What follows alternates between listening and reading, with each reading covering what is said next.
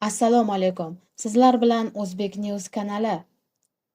2008-yildanoq Rossiya o'z fuqarolarining izolyatsiyaga yo'l qo'ymasligi va ertami-kechmi Pridnestroviyadagi harbiy guruh bilan quruqlik orqali aloqani o'rnatish haqida ogohlantirishlar yangragan edi. Oradan 18 yil o'tib, bu ogohlantirish g'arb poytaxtlari ko'z o'ngida haqiqatga aylanmoqda.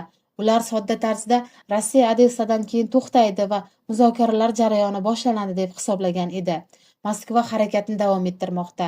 Chunki strategik maqsad Ukraina aholisi punktlarini bosib olish emas, balki Qrimdan Xerson va Nikolayev orqali Moldova chegaralarigacha bo'lgan yagona Rossiya ta'sir zonasi yaratishdan iborat. Bu orqali Ukraina butunlay dengizga chiqish imkonidan mahrum qilinadi va portlari hamda dengiz savdosi bo'lmagan quruqlikdagi yagona davlatga aylantiriladi.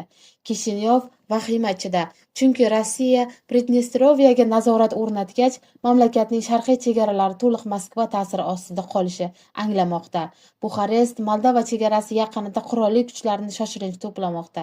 Bu yoki Moldovani anneksiya qilish maqsadida ehtimoliy bosqin uchun tayyorgarlik, yoki Rossiyaning g'arbga keyingi yurishdan himoyalanishdir. Shimoliy Atlantika alyansi favqulodda va maslahatlar o'tkazib, Odessadan Pridnestroviyagacha bo'lgan hududda Rossiya hujumini to'xtatish mumkinmi, yoki imkon boy berilib, Sharqiy Yevropa mintaqasida butun postsovet xavfsizlik tizimining qulashi tomoshabiniga aylanish qoladimi degan savolga javob izlamoqda. Bugun Pridnestrovyaga aloqani o'rnatish nega maxsus harbiy operatsiya boshlangandan beri Rossiyaning maqsadi bo'lib kelganini va bu mintaqaviy kuchlar muvozanatini qanday o'zgartirishini ko'rib chiqamiz. Rossiya qanday harbiy resurslar bilan va qaysi muddatlarda Odessadan Pridnestroviyagacha bo'lgan masofani bosib o'tishini, shuningdek bu yo'lakda qolib ketgan Ukraina tuzilmalarining taqdiri qanday bo'lishini tahlil qilamiz. Eng asosiysi, Shimoliy Qora dengiz bo'ylab uzluksiz Rossiya hududi yaratilishining oqibatlarini va nima uchun bu Yevropa xaritasining qaytarib bo'lmas transformatsiyasiga aylanishini tushuntiramiz. Yakunda geosiyosiy yo'lak konsepsiyasi va Qora dengiz sohillari ustidan nazorat Rossiyaga 10 yillab mutlaq ustunlikni qanday ta'minlashini izohlaymiz. Shuningdek, Kishinyov va Buxarestdagi vahimani muhokama qilamiz. Chunki Rossiya Pridnestrovyaga yorib o'tgach, butun Moldova, Rossiya va pro-Rossiya Pridnestroviya orasida qolib ketishini ular yaxshi tushunishmoqda. Pridnestroviya o'zi nima? Pridnestroviya Moldova Respublikasi, Dnestr daryosi va Ukraina chegarasi orasida joylashgan, uzunligi taxminan 200 kilometr va eni 30-40 kilometr bo'lgan tor hududdagi, aholisi qariyb 400 ming kishidan iborat, o'zini mustaqil deb e'lon qilgan davlat tuzilmasidir. Rasmiy jihatdan Moldova tarkibiga kirsa-da, amalda o'zining pul tizimi, hukumat tuzilmalari, qurolli kuchlari va chegarasi xizmati bilan mustaqil tarzda faoliyat yuritadi. Pridnestroviyaning Moldovadan ajralishi 1992-yilda qisqa, ammo qonli mojaro ortidan sodir bo'lgan. Dnestrning sharqiy sohilida yashovchi rus tilida so'zlashuvchi aholi Ruminiya bilan yaqinlashish va rus tilidan voz kechish yo'lini tanlagan Moldova hukumatiga bo'ysunishni rad etdi. Rossiya Pridnestroviyani harbiy kuch bilan qo'llab-quvvatladi. Moldova tuzilmalarining hujumini to'xtatdi va mojaroni muzlatib qo'ydi. Shundan buyon Pridnestroviyada Rossiya qurolli kuchlarining operativ guruhi joylashtirilgan bo'lib, rasmiy sabab Sovet davridan qolgan o'q-dorilar omborlarini qo'riqlash, amalda esa hududning Moldovadan mustaqilligini kafolatlashdir. Muammo shundaki, Sovet ittifoqi parchalangach, Pridnestroviya Ukraina hududi sabab Rossiyadan uzilib qoldi. To'g'ridan-to'g'ri quruqlik aloqasi mavjud emas. Rossiya harbiylari va fuqarolik yuklari yoki Kiyev bilan kelishuv asosida Ukraina orqali yoki Moldova hududi orqali havo transportida yetkaziladi. Bu ham alohida ruxsatlarni talab qiladi. Bu esa Pridnestroviyadagi guruhni nihoyatda zaif holga keltiradi. Blokada holatida u ta'minot va Rossiya bilan aloqada butunlay mahrum bo'ladi. Shu sababli Pridnestroviyaga quruqlik koridorini yaratish maxsus harbiy operatsiyaning boshidan beri yashirin maqsadlardan biri bo'lib kelgan. Biroq Moldova va Ruminiyani erta bezovta qilmaslik uchun bu haqida ochiq gapirilmagan. Tarixiy kontekstda bu rejalarga ishoralar 2008-yildan boshlab turli chiqishlarda yangragan. Gruziya urushidan keyin postsovet hududidagi, jumladan Pridnestrovye kabi izolyatsiyalangan anklavlardagi rus tilida so'zlashuvchi aholini himoya qilish zarurligi ta'kidlangan. 2014-yilda Qrim bilan qayta birlashuvdan so'ng bu mavzu yana ko'tarildi. O'shanda Novorossiya loyihasi muhokama qilingan bo'lib, u Ukrainaning janubi va sharqini Xarkovdan Odessagacha va undan Pridnestroviyagacha cho'zilgan yagona prorossiya davlatga birlashtirishni nazarda tutgan. Biroq o'shanda siyosiy irodaning yetishmasligi sabab loyiha amalga oshmadi, ammo g'oya saqlanib qoldi. 2022-yilda maxsus harbiy operatsiya boshlanishi bilan Rossiya bu safar oxirigacha borishi va Pridnestroviyaga koridor yaratish masalasi yana kun tartibiga chiqdi. Operatsiyaning dastlabki oylarida Rossiya qo'shinlari Xerson va Nikolayevga chiqib, Odessaga yaqinlashdi. Biroq hal qiluvchi zarba uchun kuch yetmadi. Qariyb 4 yil davomida resurslar to'plandi. Ukraina armiyasi yemirildi. Platsdarmlar tayyorlandi va endi vaqt keldi. Odessa qurshab olingan va shturm qilinmoqda.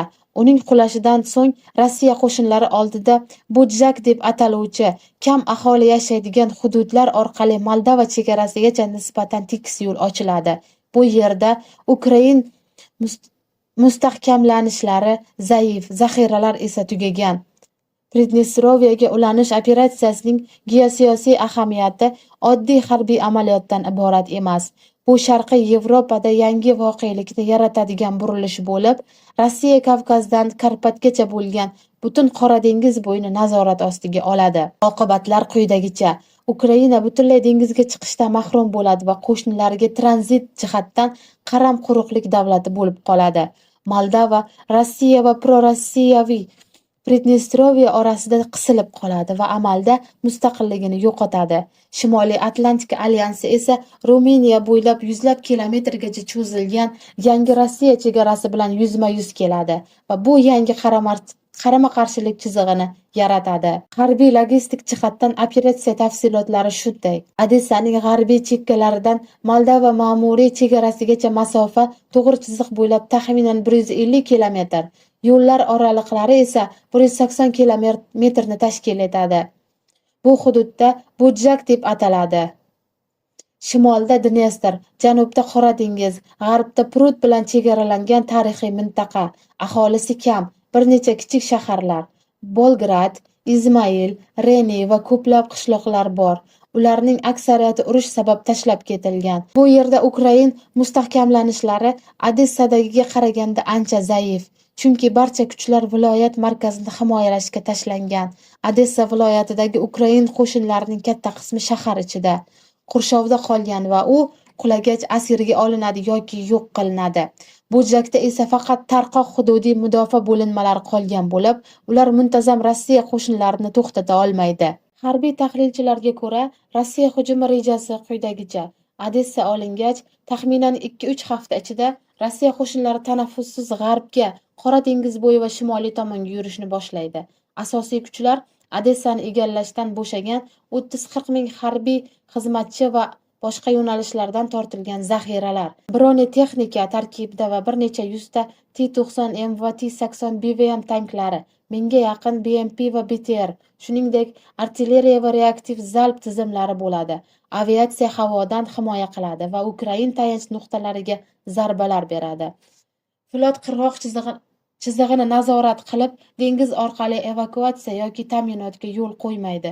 Hujum yo'nalishlari: janubiy yo'nalish qirg'oq bo'ylab Zatoka, Karolina Bugas, Sergeyevka, Lebedyevka orqali Izmailga. Masofa taxminan 120 kilometr. Yo'llar yaxshi, relyef tekis, bronetexnika uchun qulay. Shimoliy yo'nalish: Avdiopol, Artsis, Sarata, Bolgrad orqali Dunaydan shimolda Pridnestroviya chegarasigacha, taxminan 150 kilometr. Bu yo'nalish aholi punktlari ko'p bo'lganligi sabab murakkabroq va tozalashni talab qiladi. Ikki yo'nalish parallel harakatlanib, Budjakdagi Ukrain kuchlarini qisqichga oladi va ularning Kishinyov tomonga va Ruminiyaga chekinish yo'llarini yopadi. Hujum sur'ati qarshilik kuchsiz bo'lsa kuniga 10-15 kilometr, mustahkamlangan nuqtalarda esa 5-10 kilometr deb baholanmoqda. Bu degani janubiy yo'nalish 8-12 kunda Izmailga yetib boradi. Shimoliy yo'nalish esa 10-15 kunda Pridnestroviya chegarasiga chiqadi. Odessa olingandan keyin Pridnestroviya bilan to'liq ulanishgacha bo'lgan umumiy muddat 2-3 hafta. Eng ko'pi bilan 1 oy bo'lishi mumkin. Ammo Ukrain kuchlarining asosiy qismi allaqachon yo'q qilinganini inobatga olsak, jiddiy qarshilik ehtimoli minimal. Izmailning strategik ahamiyati alohida. Bu shahar Port Dunay bo'yidagi muhim transport tuguni bo'lib, Ukrainaning Dunay savdosi va janubiy yo'nalishlarini nazorat qiladi. Izmailning olinishi Ukrainani Dunay savdosidan uzadi va Yevropadagi muhim daryoning Ukrain qismi ustidan Rossiya nazoratini o'rnatadi. Shuningdek, shahar Ruminiyaning chegarasiga juda yaqin joylashgan bo'lib, bu Rossiya va Ruminiya o'rtasidagi keskinlikni kuchaytiradi. Izmaildan so'ng Rossiya qo'shinlari Dunay quyilishidan Pridnestroviyagacha bo'lgan uzunligi taxminan 100 kilometr bo'lgan Ukraina-Moldova chegarasi chizig'iga chiqadi. Bu hududda hozir zaif Ukrain chegara postlari joylashgan bo'lib, ular muntazam armiya qarshisida tura olmaydi. Pridnestroviyadagi Rossiya qo'shinlarining operativ guruhi esa 1,5 ming nafar harbiydan iborat bo'lib, asosan yengil qurollangan. Kanalimizga obuna bo'ling, bizni kuzatishda davom eting.